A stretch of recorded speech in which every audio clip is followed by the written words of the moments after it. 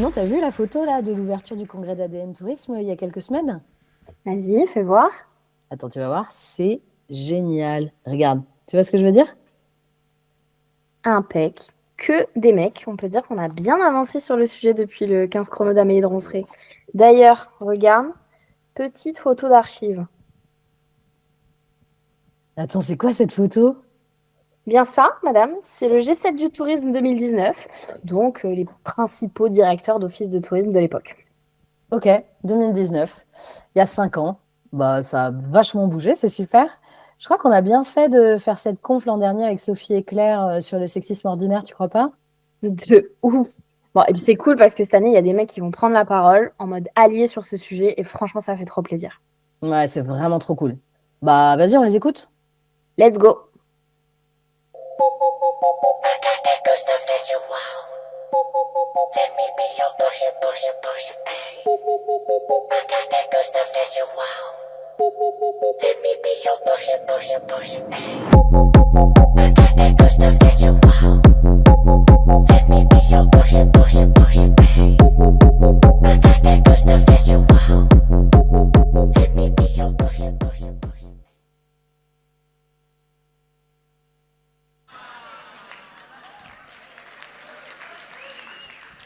C'est moi, c'est le bouton. Non, non. Bon, tout va bien. Allez, on est reparti? Bien, merci à tous d'être là pour cette première séquence, donc cette séquence meuf. Donc, l'année dernière, certains d'entre vous étaient probablement là, on a eu cette séquence avec Sophie, Claire, Laurence et Cécile, et ça m'est paru très légitime, et cette préparation de cette intervention, avec donc nos 4 intervenantes, ça m'a permis en tout cas de poser des arguments sur quelques convictions naissances qui sont devenues de plus en plus fortes. Et puis ça a installé chez moi aussi ce sentiment qu'on n'en faisait toujours pas assez. Alors entre celles et ceux qui se sont sentis mal à l'aise, celles et ceux qui ont trouvé qu'il n'y avait pas franchement de problème, ou alors qu'on en faisait trop, on s'est dit qu'il y avait encore tout un spectre de gens à essayer de convaincre qu'il fallait qu'on en parle, convaincre qu'il fallait qu'on lâche un petit peu les petites, les grandes souffrances, les brimades quotidiennes qu'on peut vivre, et puis surtout convaincre qu'on ne peut plus laisser passer ce genre de choses. Alors quand 3 mecs sont arrivés au campus au mois de mars et nous ont dit nous on aimerait bien rebondir sur cette notion d'allié et sur la conférence des meufs de l'année dernière, collectivement dans le campus on s'est dit banco, allons-y. Alors petit rappel, vous avez compris qu'il y a une petite thématique, retour vers le futur, qu'on retrouvera aussi dans les ateliers. Petit rappel pour ceux qui étaient là l'an dernier, ou petite découverte pour ceux qui n'étaient pas là et qui sont arrivés cette année. L'année dernière, les filles nous ont expliqué donc que le sexisme ordinaire est systémique, qu'il est fondé par le patriarcat. Et clairement, toutes, tous, on a encore du boulot en tant qu'amis, en tant que collègues, en tant que parents, en tant que conjoints, que conjointes, puis en tant qu'organisateur de salon. Parce que quand je vois la plénière d'hier soir sur le Bifort, notre plénière de ce matin, heureusement qu'on aura Noémie, on a du boulot. Bon, il faut en être conscient déjà, c'est une première chose. Clairement, tous les 4, on ne se considère pas comme exemplaires sur le sujet. On prend la parole, mais on ne vient pas donner de leçons. Il nous arrive encore de dire et de faire des conneries. Un grand merci au passage à Cécile et Laurence qui nous ont coachés ces dernières semaines, ces derniers mois, pour éviter justement qu'on en dise trop sur le plateau. Il m'arrive encore de faire ou de rire à des blagues vaseuses de boomers. Voilà. Un petit peu comme j'essaye d'être un minimum écolo, mais je mange encore de la viande. Je vais prendre l'avion en janvier prochain pour aller travailler avec mes collègues québécois et quelques Français. Ouais. Bon, par contre, je change de vêtements à peu près tous les 5 ou 10 ans. Les chaussures, vous pouvez les regarder sur les replays, c'est les mêmes depuis quelques temps. Et comme dit le doc, je commence à être un peu à l'étroit dans mes chemises. L'année dernière, on a conclu les 15 minutes chrono avec Sébastien Garcin. Pour ceux qui étaient là, vous vous en souvenez aussi, où il nous a exhortés à devenir des alliés, avec ses verbes d'action. Écouter, se taire, on a tendance à beaucoup trop parler, se documenter, réfléchir, et puis seulement agir. Alors moi, l'année dernière, après les rencontres, j'ai passé un week-end festif, rugbystique, c'était la Coupe du Monde, c'était le week-end des quarts de finale en plus, avec 8 couples de potes. Et pour certaines d'entre eux qui sont en responsabilité dans des boîtes privées ou publiques. Et alors je suis arrivé, mais remonté comme un coucou, quoi, par tous les discours qu'on avait eus ici, par Sébastien Garcin, et premier apéro, j'y vais, mais à fond, quoi. Et j'essaie de les motiver. Et est-ce que vous en parlez dans vos boutiques? Est-ce que vous organisez des réunions? Ouais, là, ils me regardent, on vient de se taper 400 bornes pour se retrouver. Et puis il commence à dire, mais c'est un problème de société, il faut que ça avance dans la société, et moi j'ai suffisamment de soucis dans ma boutique pour pas me foutre le boxon avec un autre truc, etc. Oh, ça va, Ludo. Et moi, mais non, ça va pas. Bon, ça va. Allez, Ludo, bon, on reste au Sweets ou on passe à l'Irish Coffee? Ils utilisent tous les moyens. Ils sont terribles. Mais du coup, depuis, chacun de leur anniversaire, je leur offre le bouquin de Sébastien Garcin. Je me dis que quelques-uns vont le lire. Au pire, ils le feront passer. Et au pire du pire, ça finira dans un Secret Santa dans leur boîte. La jeunesse emmerde le Rassemblement national. Vous avez compris le discours de Claude. Elle emmerde aussi le sexisme, très clairement. Alors moi, j'ai la chance d'avoir 3 grands-enfants qui sont étudiants et alors qu'ils sont à fond sur ces sujets-là. En clair, le bouquin de Sébastien, pour eux, c'est niveau grand débutant, hein, clairement. Et c'est cool parce qu'avec eux, je peux m'ouvrir de toutes les réflexions, de toutes les questions que je peux me poser. Ils sont hyper documentés, très référencés, grâce notamment beaucoup aux réseaux sociaux. Et puis ils m'encouragent. Ils m'engueulent des fois, quand je dis des conneries. Mais ils sont là pour essayer de faire en sorte que nous aussi, on évolue un peu sur ces sujets. Parce qu'on les dit très intransigeants. Vous l'avez forcément entendu, peut-être même le pensez-vous. Eux, ce qu'ils répondent à ça, c'est que nous, nos générations d'avant, on a été très complaisants. Et c'est parce qu'on a été très complaisants qu'aujourd'hui, 90% des victimes n'osent pas porter plainte. 95% des plaintes ne sont pas suivies de condamnation. Parce qu'on évolue toujours dans une société et dans un système politique et judiciaire qui, pour l'instant, est toujours ancré sur le patriarcat et le sexisme ordinaire. Alors nous, ce qu'on se dit, c'est que cette jeunesse, c'est elle qui peut changer un petit peu les choses, qui peut remettre un peu d'équilibre là-dedans. Et donc, plutôt que de les juger sur leur potentielle intransigeance, on a plutôt intérêt, sûrement, à les encourager et à essayer de les accueillir avec ces idées un petit peu novatrices pour nous, peut-être. Est-ce que vous connaissez ce hashtag #NotAllMen? Bon, rapidement, pour ceux qui ne connaissent pas, quand la parole a commencé à se libérer en ligne, que les femmes ont commencé à dire qu'elles étaient victimes de misogynie, de sexisme, de violences sexistes et sexuelles, les bonhommes n'ont rien trouvé de mieux à dire que oui, mais moi, je vois, tu vois, chez moi, je passe l'aspi, je m'occupe du lave-vaisselle, des fois, je donne le bain aux enfants. Je crois pas que les femmes ont à se plaindre de moi. Je suis pas un prédateur, moi, tu vois. Donc, en fait, l'idée, le principe de ce #NotAllMen, c'est de dire à quelqu'un qui t'explique qu'elle a été victime de violence, oui, mais c'est pas moi. On est d'accord que c'est quand même tout pourri comme argument. On est d'accord qu'il faut dire à Jean-Michel que tout tourne pas autour de son nombril. Ok? C'est une des raisons pour lesquelles on est sur ce plateau. Et c'est une des raisons que nous ont vraiment poussé les filles avec qui on a préparé ça, c'est de dire ce truc, il faut que ça disparaisse. Et il faut que dans l'enceinte des ET et dans nos organismes, on n'ait plus ce genre de choses. C'est revenu un peu sur le devant de la scène en mai 2024, en Angleterre, sur un TikTok. Un journaliste interviewe des femmes dans la rue et leur dit, si tu te balades en forêt, est-ce que tu préfères croiser un ours ou un homme? Elles répondent toutes, un ours. Ça part sur les réseaux sociaux, tout le monde s'exprime, et là tous les #NotAllMen disent, ouais, mais je te serais dire que l'ours, d'abord, si t'es avec un homme, il peut te protéger de l'ours, l'homme. Et tous les hommes ne sont pas des prédateurs d'abord, ok? Et c'est reparti pour un tour.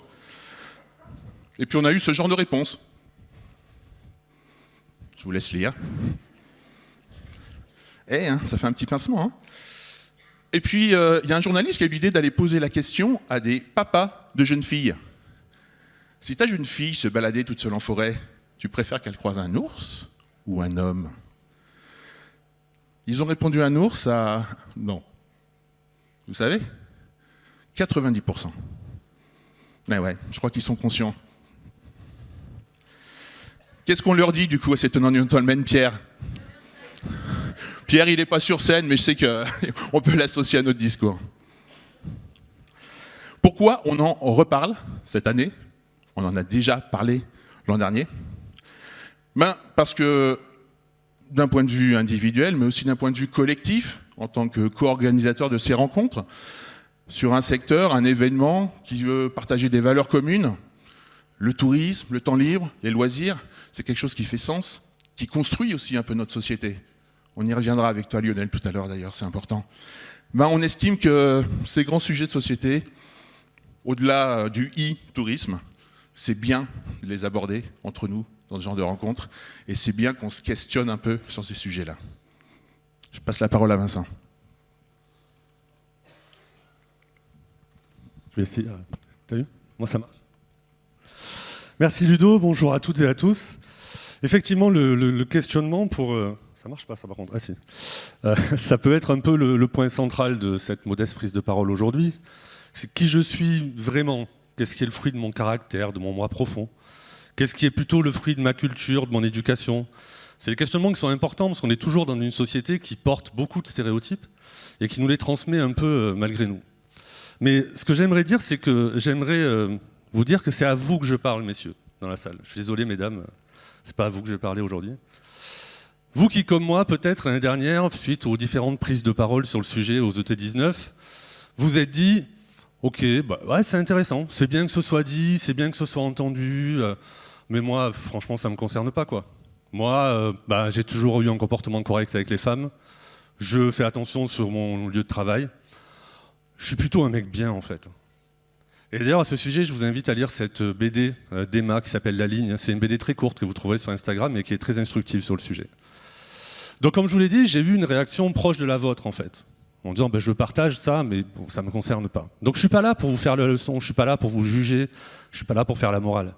Je suis juste là pour essayer peut-être de vous convaincre qu'en fait, les choses, elles ne sont pas aussi simples que ça. Elles ne sont pas aussi simples pour ça, pour vous et pour nous. Pour commencer, j'aimerais vous parler d'une confusion qu'on fait trop souvent entre deux termes, encore aujourd'hui. Ces deux termes, c'est la virilité et la masculinité. Alors, on va partir de la base. La virilité, c'est quoi? La virilité, c'est simplement votre condition d'être humain de genre masculin. Vos chromosomes, votre morphologie, la manière dont vous évoluez à l'adolescence, etc. Vous êtes tous, en fait, les hommes présents dans cette salle ici, virils par défaut. Quelle que soit votre corpulence, votre force physique, et bien sûr, quel que soit votre choix en termes de sexualité. La masculinité, c'est autre chose. La masculinité, c'est une construction sociale. La masculinité, c'est le fruit de notre culture, de notre éducation, de nos traditions. Et contrairement à la virilité, ça ne désigne rien de naturel. Ça désigne des comportements. Alors on va prendre un exemple de cette confusion avec la citation de Ludovic Ninet, l'auteur de l'affaire Cécilion, qui est une affaire de féminicide dans le monde du rugby. Et vous l'imaginez bien, un journaliste lui a demandé de réagir aux dernières actualités au niveau de l'équipe de France de rugby, les accusations de harcèlement, les propos racistes, etc. Je ne vais pas vous refaire toute l'actualité. Donc qu'est-ce qu'il dit? Le rugby exacerbe tellement la virilité, celle d'hommes forts qui mesurent près de 2 mètres et font 20 kilos de plus que tout le monde, que certains peuvent finir par se prendre pour des surhommes dont la manifestation de la virilité, quelle qu'elle soit, ne peut souffrir aucun revers. Alors, cette citation, qui pourtant sort de la bouche de quelqu'un qui est sensibilisé au sujet, elle participe à cette confusion, en fait. Parce qu'un sport n'est pas viril par défaut. Le rugby a une branche féminine, d'accord? Et surtout, ce qui est le plus important, la virilité ne se manifeste pas. La virilité ne s'exprime pas, c'est un fait naturel. La virilité, quand elle s'exprime, c'est de la masculinité. Alors, pourquoi cette confusion est importante? Quand vous prenez un comportement qui est de l'ordre de la masculinité et que vous le mettez dans le champ de la virilité par cette confusion, vous mettez dans le champ du naturel, donc du quasiment immuable, quelque chose qui est en fait un comportement, donc quelque chose qui peut et qui doit être modifié. Alors je vois bien que vous vous dites toujours, toujours intéressant, mais toujours pas concerné. Ok. On va donc jouer à un petit jeu, messieurs, tous ensemble, et avec mes camarades sur scène aussi. Je vais vous faire 4 affirmations. Pour chacune de ces affirmations, si vous vous reconnaissez, levez la main. Ok? On y va. Je n'aime pas le sport ou je ne pratique pas le sport. Ok. On a pas mal de sportifs, c'est bien. La Sécu va être contente. Ok. Je ne suis nul en bricolage ou je n'aime pas bricoler. Ah. Alors, on a moins de bricoleurs que de sportifs. Hein. Ok. Je ne mange pas de viande ou je ne sais pas allumer le sacro-saint barbecue. Merci. Je ne me suis jamais battu de ma vie ou je ne me bats pas. Ah, c'est bien, la non-violence dans le tourisme, bravo. Alors, déjà, pour ceux qui ont levé la main, merci d'avoir joué le jeu. Est-ce que quand vous avez avoué ces éléments-là ou ce genre de choses, en public comme ici, ou dans une discussion entre amis ou en famille, est-ce que vous n'avez pas ressenti un léger malaise, une petite gêne? Est-ce que face à Jean-Mich, dont parlait Ludo tout à l'heure, vous savez le fameux Jean-Mich, là, avec sa canette de bière, sa côte de bœuf, qui annonce à tout le monde, le torse bombé de fierté, que ça y est, il a fini sa cuisine, qu'il a construite lui-même de ses mains, et qu'elle est pépite. Est-ce que face à Jean-Mich, vous vous êtes jamais dit, enfin, vous ne vous êtes jamais senti pas assez homme, pas en capacité de faire la même chose, pas en capacité d'amener ça dans votre foyer? Si vous avez ressenti cette petite gêne, sachez que ce que vous avez ressenti, c'est le poids de la masculinité. C'est pas le poids de la virilité. Encore une fois, vous êtes tous virils par nature. C'est le poids de ce que la société fait peser sur nous en nous indiquant de manière insidieuse ce qu'un homme est, ce qu'un homme doit être et le rôle qu'un homme doit tenir dans la société. Mais ça peut être plus insidieux que ça. Laissez-moi vous partager une petite expérience personnelle. Je fais partie de ces gens qui ont une facilité à s'exprimer en public. Et je me suis toujours appuyé sur cette capacité pour me développer au niveau professionnel. Pour mes études aussi, j'ai eu beaucoup d'examens à l'oral, c'est autre chose. Donc prendre la parole, exprimer mon avis sans crainte d'être jugé, ça m'a beaucoup aidé. Mais ça a aussi créé chez moi des comportements un peu limites. Une tendance à couper la parole dans les conversations, à couper la parole dans des réunions. Et quand on a préparé cette prise de parole aujourd'hui, on a effectivement travaillé avec Laurence et Cécile, et l'une d'entre elles me l'a fait remarquer. Je la remercie d'ailleurs. Et du coup, j'ai décidé de me surveiller un petit peu, de travailler sur ce point-là, parce que je me dis merde, c'est pas moi, quoi, donc je vais faire gaffe. Bon, bah, vous savez quoi? Alors, ça me fait chier de vous le dire. Vraiment, je me considère quand même comme un mec bien, quoi. Ben, j'avais tendance à moins me surveiller et à plus le faire face à des femmes. Et pourquoi? Mais parce que nous, les hommes, on nous dit qu'on doit prendre le lead. On nous dit qu'on doit être le boss de la cour de récré, le boss de notre groupe de potes, ou qu'on doit respecter de force celui qui l'est. On nous dit de rentrer dans des échanges pour convaincre que c'est comme ça que ça fonctionne, que c'est comme ça qu'on s'impose, qu'on a la légitimité pour le faire, et que c'est comme ça qu'on devient quelqu'un de respecté et de respectable.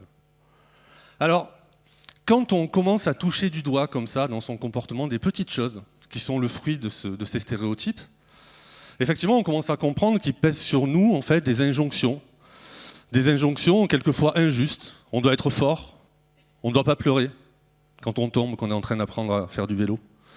On doit prendre le lead, on doit manger de la viande, on ne doit pas refuser un verre d'alcool, on doit savoir bricoler. Et quand j'en parle à ma femme et à mes filles, elles me disent « Bah oui, mais on en a déjà parlé, tu le sais bien. Nous aussi, on subit, voire plus, des stéréotypes bien plus forts, bien plus violents. » Elles ont raison. Mais le pire de ça, c'est qu'en plus, la majorité du temps, elles subissent les effets de nos propres stéréotypes sur nos comportements. Donc en fait, c'est la double peine, quoi. Alors qu'est-ce qu'on fait, vous allez me dire? Ben, en fait, comme vous l'avez vu, déjà, on essaye partout où l'on peut de ne plus faire la confusion entre virilité et masculinité, de bien comprendre la différence entre ces choses-là. Que ce soit dans ce que vous entendez, dans ce que vous lisez, dans ce que vous voyez, ou même dans ce que vous dites vous-même. La deuxième chose, c'est de s'accepter comme on est. Vous préférez faire du crochet que du sport, vous préférez faire du tricot que du sport, ça ne fait pas de vous un homme diminué. Ça fait de vous une personne, la personne que vous êtes. Et vous devez être fier de la personne que vous êtes. Et enfin, il faut faire un travail sur soi-même et sur son environnement. Il faut écouter, il faut échanger, il faut parler, il faut essayer de détecter dans nos comportements, nos pratiques, nos paroles, toutes ces choses qui viennent de ces stéréotypes-là et les effacer. Alors moi, ce que je voudrais aujourd'hui, et peut-être pour tout l'événement d'ailleurs, si ça vous dit, et puis pour après, c'est qu'on décide qu'on est des êtres humains en fait. Simplement des êtres humains. et qu'on oublie un petit peu nos genres en fait. Parce que nos genres, ils ont au final très peu d'importance, encore plus dans un événement professionnel. D'accord? Mais pourtant, nos genres, ils conditionnent énormément de choses dans nos vies. Et surtout, ils conditionnent énormément de choses dans notre relation aux autres. Reste que, on est dans un événement professionnel, donc il est temps de voir ce que vous pouvez faire dans vos entreprises et vos structures sur le sujet. Et pour ça, je vais passer la parole à Loïc. Merci tous.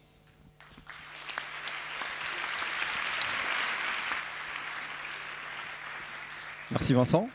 Bonjour à toutes et à tous. Donc effectivement, comme le disait Ludo tout à l'heure, pourquoi est-ce que c'est important qu'on se repose cette question-là aujourd'hui, ensemble, aux ET? Parce qu'après tout, le monde du tourisme institutionnel est plutôt cool et bienveillant. Il n'en reste pas moins qu'on n'est pas différent de notre société. On n'est pas meilleur, on n'est pas moins pire. D'autant plus quand on considère que dans nos métiers, les postes sont occupés à presque 80% par des femmes. Donc puisqu'on est sur les chiffres, autant plonger dedans. Du point de vue économique, qu'est-ce qui se passe dans nos secteurs d'activité? Si on regarde les écarts de salaire entre les hommes et les femmes, l'INSEE nous dit en 2022 qu'en moyenne, une femme gagne 24% de moins qu'un homme en revenu net annuel. Si on intègre la donnée du temps de travail équivalent, parce qu'on sait que les femmes sont beaucoup plus concernées par le temps partiel que les hommes, cette donnée, cet écart, redescend à 15%. Donc c'est cool, on progresse. Si on rajoute à nouveau une variable, à savoir celle du poste similaire, comparable en termes de responsabilité et de mission, cet écart redescend carrément à 4%. Donc, cocorico quoi, on est plutôt pas mal. Sauf qu'en fait, non, pas bravo. Parce qu'on sait très bien que la lecture économique du point de vue des salaires et les écarts entre hommes et femmes n'est pas suffisant pour vraiment prendre toute la dimension du sexisme quotidien dans nos organisations. Donc à partir de là, ce qu'il faut qu'on fasse, c'est trouver d'autres clés de lecture. Et on aurait bien aimé, avec les meuf.e.s, vous présenter aujourd'hui des chiffres qu'on n'a pas l'habitude d'observer. Mais on ne peut pas vous dire aujourd'hui le pourcentage de réunions où des idées portées par des femmes n'ont pas été écoutées. Pire encore, je ne peux pas vous présenter le pourcentage d'idées portées par des femmes qui ont ensuite été reprises par la gente masculine pour être mieux valorisées par la suite. Après, des chiffres, si on veut, vraiment, si on s'intéresse au sujet, on en trouve en fait. Comme celui-ci. Se dire qu'en 2017, 17% des salariés européennes déclaraient faire l'objet de remarques répétées, régulières sur leur tenue ou leur silhouette. Une fois qu'on a posé ça, on se dit, ok, il faut qu'on passe à l'action. Et encore une fois, on va être désolé, mais avec les meuf.e.s, on n'a pas trouvé de formule magique. Tout simplement parce qu'il n'en existe pas. Ce qu'il faut, c'est réussir à trouver des leviers, des outils, mettre en place des actions qui nous permettent de faire bouger les lignes. Et ça, pour le coup, il en existe plein.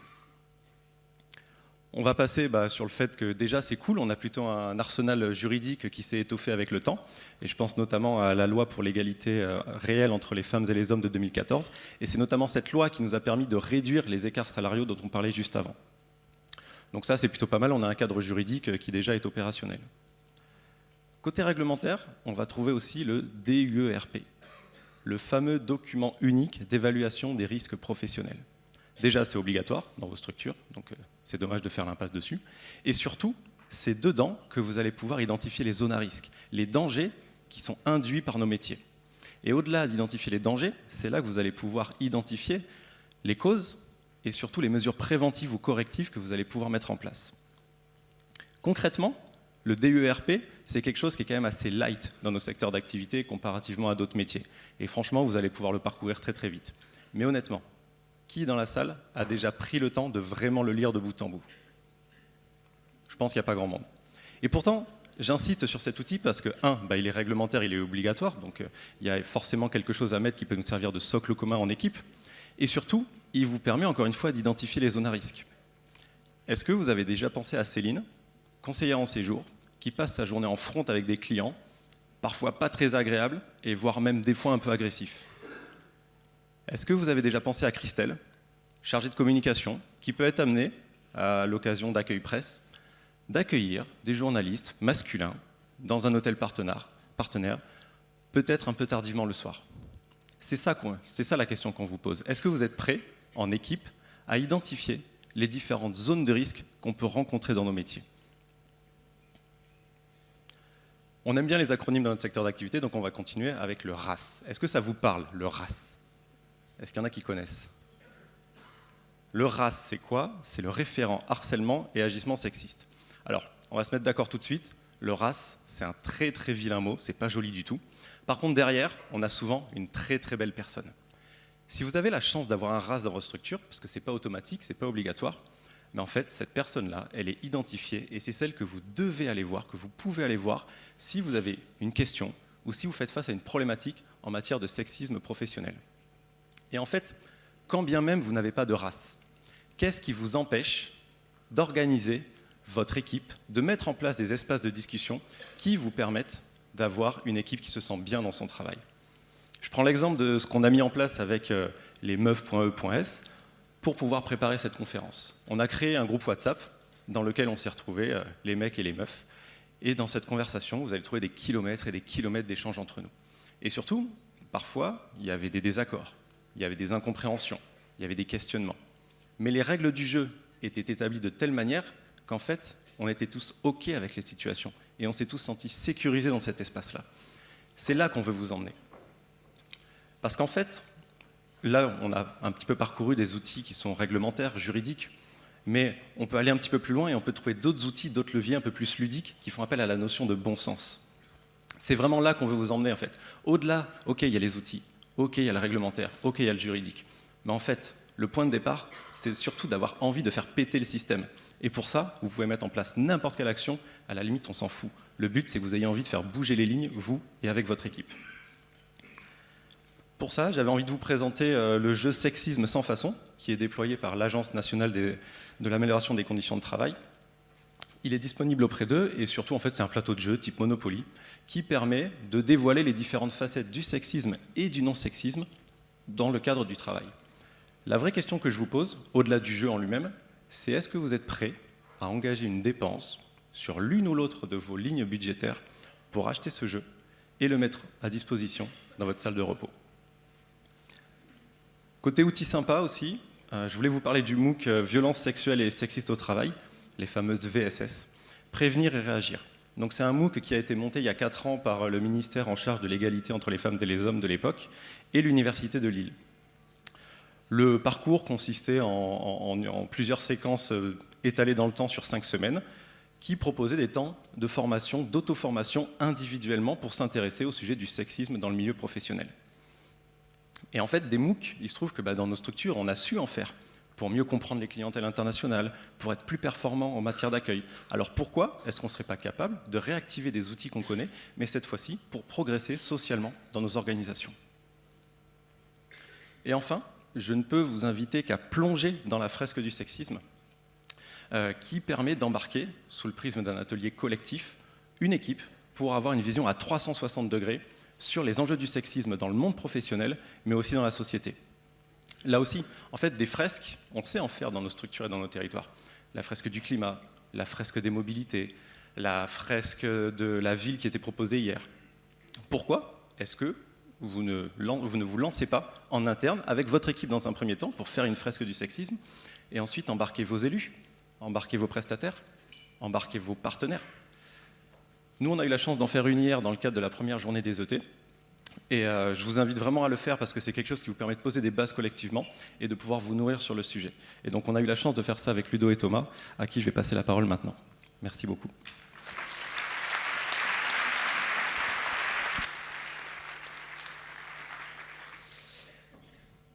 C'était vraiment un très très beau moment que cette fresque du sexisme. Je vous invite vraiment aussi à produire ça dans vos propres structures, c'est vraiment très intéressant.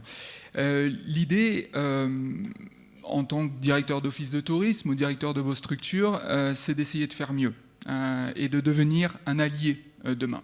Pour ça, il faut arriver à changer de posture. Et donc c'est là où j'en fais appel à une époque qui nous est chère à Cluny. C'est une époque romane où vous voyez ce chapiteau qui est là avec ce personnage qui est en train de faire sa révolution.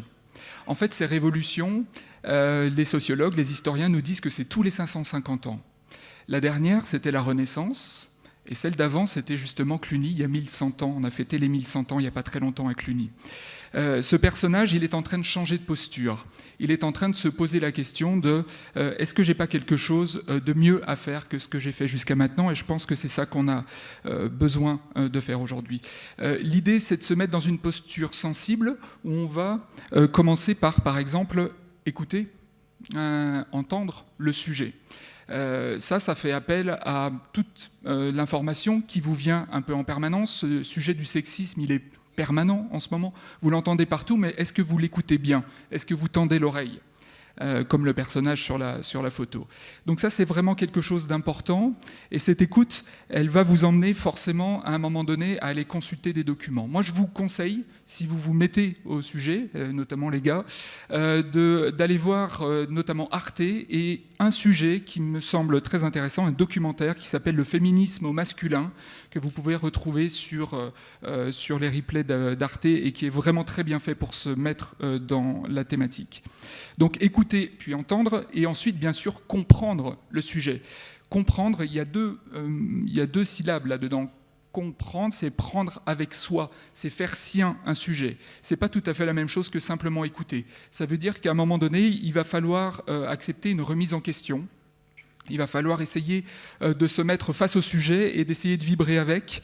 Et ça va nous emmener aussi à voir, par exemple, que dans une réunion, en tant qu'homme blanc, on a des privilèges.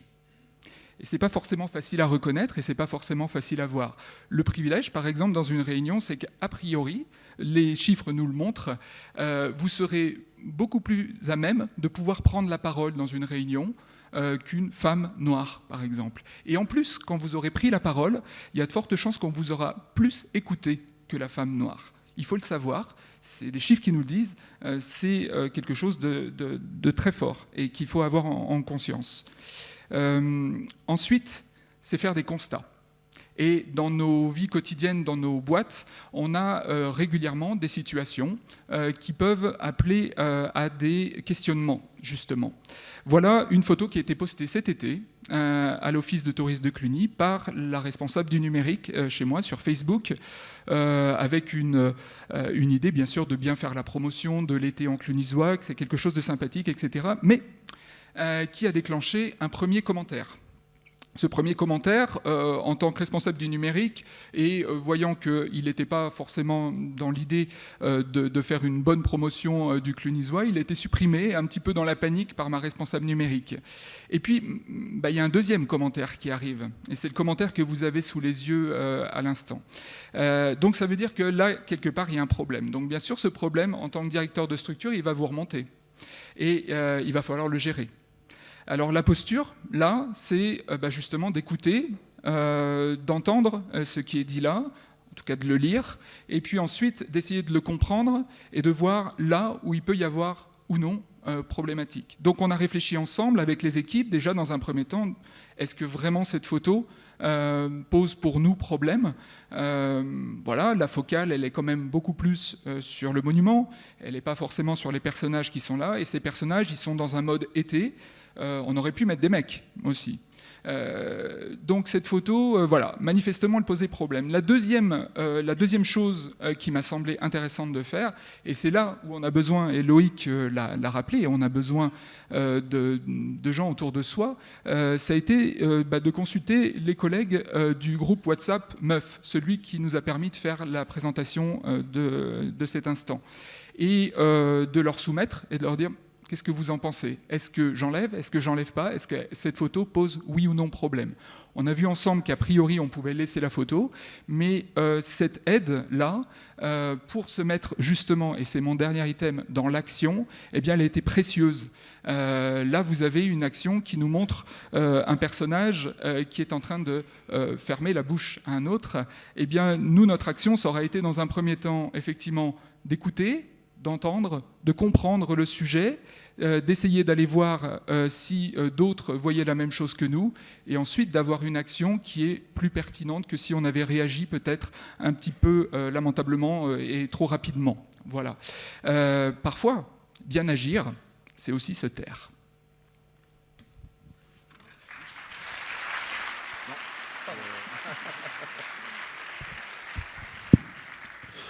Oui, enfin, se taire, on est là pour en parler aussi. Hein. Donc du coup, ce sujet, clairement, ramenez-le chez vous, ramenez-le à la maison, ramenez-le dans vos structures professionnelles. Et puis, ici, pendant ces 2 jours, n'hésitez pas évidemment à en reparler. L'idée, évidemment, on y rencontre du e-tourisme. Donc on va parler beaucoup de technologie, on va beaucoup parler d'IA, qui est le sujet qui nous préoccupe beaucoup en ce moment. On va parler de comment l'IA peut nous aider au quotidien. Mais on peut aussi s'interroger sous d'autres prismes. On peut se demander si l'IA est sexiste, ou homophobe, ou raciste. L'IA, aujourd'hui, elle est fabriquée à partir des milliards de données qu'on trouve sur Internet, à partir de jeux de données qui sont construits essentiellement par des hommes blancs, occidentaux, cisgenres, hétérosexuels. À votre avis, est-ce que tout ça reproduit quelques biais du patriarcat et de notre société qui est dans le sexisme ordinaire? Évidemment que oui. Donc il va falloir qu'on réfléchisse quand même aussi collectivement tous ensemble à ces sujets-là. Mais ce qu'on voudrait, avant tout, sur ces rencontres, et comme l'ont exprimé tous les collègues, c'est qu'on reparte avec l'idée d'être des alliés. C'est qu'on reparte avec l'idée d'organiser une fresque du sexisme. Il y a aujourd'hui un peu plus d'une centaine d'animateurs dans toute la France, dans toutes les régions, dans quasiment tous les départements. Et franchement, c'est un investissement qui est pas très coûteux.